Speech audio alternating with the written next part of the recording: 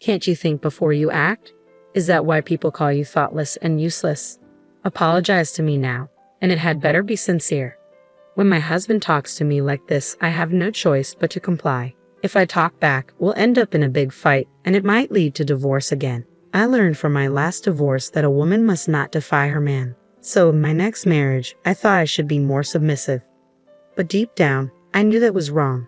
I don't want to make the same mistake twice. This time, I'll find my happiness. That's what I thought.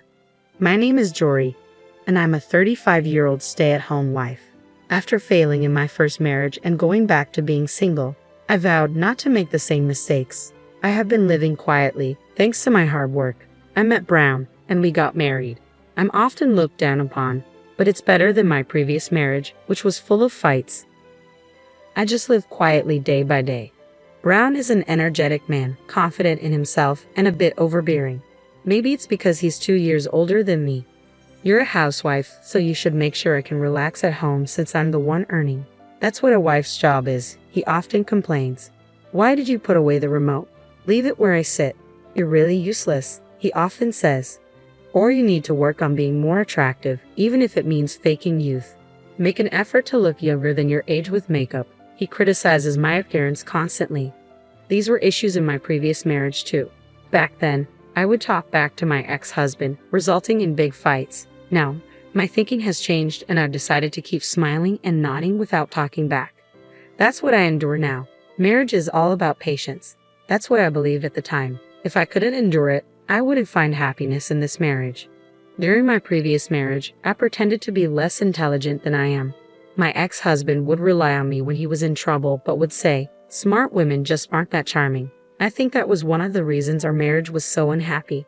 So now, I pretend to be a graduate of a less prestigious university and avoid making any insightful comments. Thanks to that, Brown has started to say, "Jory really is a naive person. That's what makes her cute, and he seems happy with me." To be loved as a woman, I've learned that intelligence isn't necessary. I had resolved to agree with everything Brown said without question, but then something happened that shattered my stereotypes. It happened at a family gathering where my mother-in-law's insistence led me to prepare and serve food and drinks for all the relatives by myself.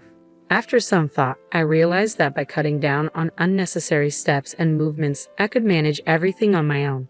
While dishes simmered on the stove, I served ready-to-eat items and managed drinks on all 3 burners simultaneously.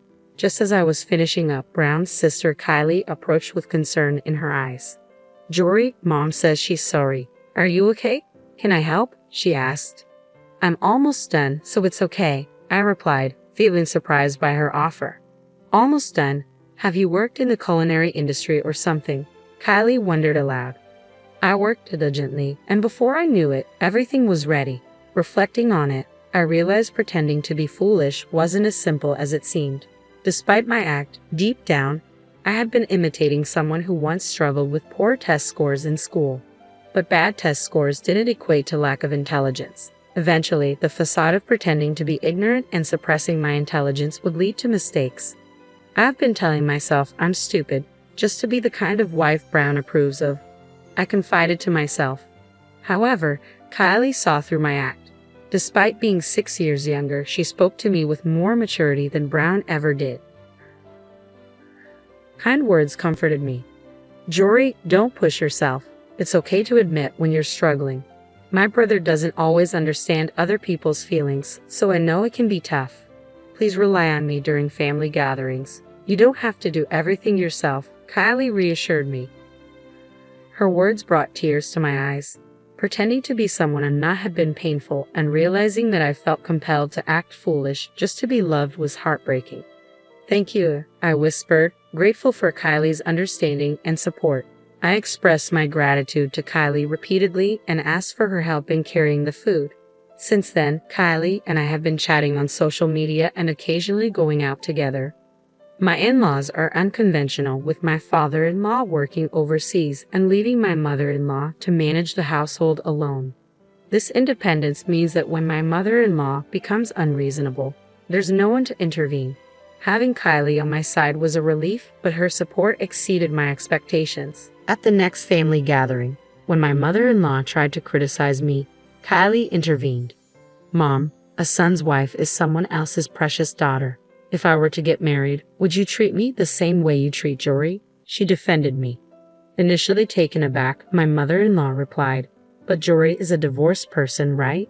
People who get divorced must have some character flaws. If I don't educate her properly, Brown won't be happy. She's not smart and lacks skill, so I have to be strict. Kylie calmly challenged her. Have you ever asked her why she got divorced? I don't know about that. Well, then you really need to see for yourself what kind of person Jory is. I know Jory is a good person, kind and very warm-hearted, but I'm worried because she sometimes neglects herself. Don't you see that? Mother-in-law listened attentively as Kylie spoke with sincerity. After a moment of thought, she turned serious. Brown told me that you're struggling in your marriage because you're not very bright. But just like this kid says, even when I've given you impossible tasks at family gatherings, you've managed them effortlessly. If you were really dumb or inept, you wouldn't have been able to do them. See? Kylie exclaimed triumphantly. Mother-in-law apologized to me. I have only been listening to Brown's opinion, thinking it was right. Jory, I'm truly sorry for my rudeness until now. It's all right, I replied, accepting her repeated apologies. Honestly, being tasked with all the cooking had never made me feel uncomfortable. I had never even considered it harassment, but I found myself slightly hopeful that my relationship with my mother-in-law might improve. However, after that incident, she became tough on Brown. Stop complaining about Jory and start making an effort to be a good husband that matches her, she admonished him. Initially crestfallen, Brown's pride seemed wounded. When he returned home, he glared at me and yelled, "What did you tell Mom? Really, having a dumb wife is such a pain." I didn't say anything. Even if your mother says something, just be yourself. I told her that you've always treated me well at family gatherings, I replied, bewildered. This response only seemed to enrage Brown further. Ha! Are you saying you lied to me? So, you don't really like me? No, I'm always grateful to you. Thanks to you, I can live even without much education and not being very bright, I pleaded. Brown smirked with a chilling smile. Oh really? Then you'll do whatever I say, right? Yes, I'll do anything, I replied hesitantly. Good, because you messed up and I got yelled at by Mom. You'll get no allowance as punishment. I've been giving you $100 a month, but now it'll be $0. If you want it back, just think about pleasing me every day, Brown declared before retreating to the bedroom alone. I felt disheartened, wondering if this marriage was a mistake. As someone inclined to logical thinking, I tried to understand what went wrong and how to improve. But I couldn't quite comprehend why Brown was so angry. If his mother scolded him, it was his fault, not mine. Regardless, losing the allowance didn't trouble me much since I had nearly $10,000 saved up from before our marriage. I didn't want to cater to Brown's demands, so I continued living as I always had. However, suddenly, and for some unknown reason, Brown grabbed my arm forcefully, made me sit on the floor, and said, "Can't you use your head more? This is why people call you thoughtless and useless." Apologized to me deeply. Confused and humiliated by the situation, I didn't understand why Brown was so angry, but I apologized, saying, "I'm sorry. I'm not bright enough to understand why you're angry, Brown. You're really the worst incompetent woman. Don't sleep sitting like this all night. Figure out why I'm angry by morning," Brown scolded. He then brought his phone charger into the living room, started charging his mobile phone, and positioned it so the back faced me. I heard a click sound. "I'm recording you to make sure you don't move or sleep. You don't have a job since you're a stay-at-home wife, so staying up all night won't be an issue, right? But don't slack off on tomorrow's chores or I won't forgive you," Brown threatened before retreating to the bedroom alone. I was a mess of disappointment, disbelief, and anger toward Brown. Regret surged within me, wondering why I had married such a man. I recalled a similar incident from my previous marriage, where my ex-husband also seemed to want to control me and demanded my obedience at all costs. With this realization, the reasons behind both my failed marriages, both the previous one and now with Brown, became clear to me. I felt a surge of anger toward my past self for not reaching this conclusion sooner. Choosing a man so similar to my last husband, wasn't I failing to learn from my previous mistakes? Once I understood this, the only feeling left in me was a resolve to end this unenjoyable marriage. I stood up, took Brown's mobile phone, and stopped the recording. I transferred the video to my own mobile phone, edited it into a 2-hour clip of just me sitting still. and sent it back to Brown's phone before replacing it where I found it. Then, I lay down on the sofa and woke up at 6 o'clock in the morning to the sound of Brown moving in the bedroom. He seemed satisfied that I was still on the floor, but was shocked to find his phone screen dark and the video stopped after about 2 hours. Did you do something to the video?" Brown demanded, visibly upset. I pretended ignorance, saying, "Ha, I didn't do anything. I don't really understand mobile phones." Brown appeared to calm down slightly and said, "I'm sorry about yesterday. I got angry thinking you were trying to please me. I'm smart, so I didn't notice, but you're trying in your own way, right?" He apologized with a condescending attitude. I felt irritated, but I endured it and forgave him with a smile. "Yeah, it's okay," I said, though I truly didn't care much about Brown's opinion since I was planning to divorce him soon anyway. However, I decided that I wouldn't make it easy for him. I resolved to ensure Brown received a fitting punishment. About a month later, it was time for a family gathering, and Brown and I headed to my in-laws' house. I anticipated a busy day with many relatives around. As we entered, I expected to be put to work as usual. To my surprise, mother-in-law and Kylie were busy cooking, and I was told to sit down and do nothing.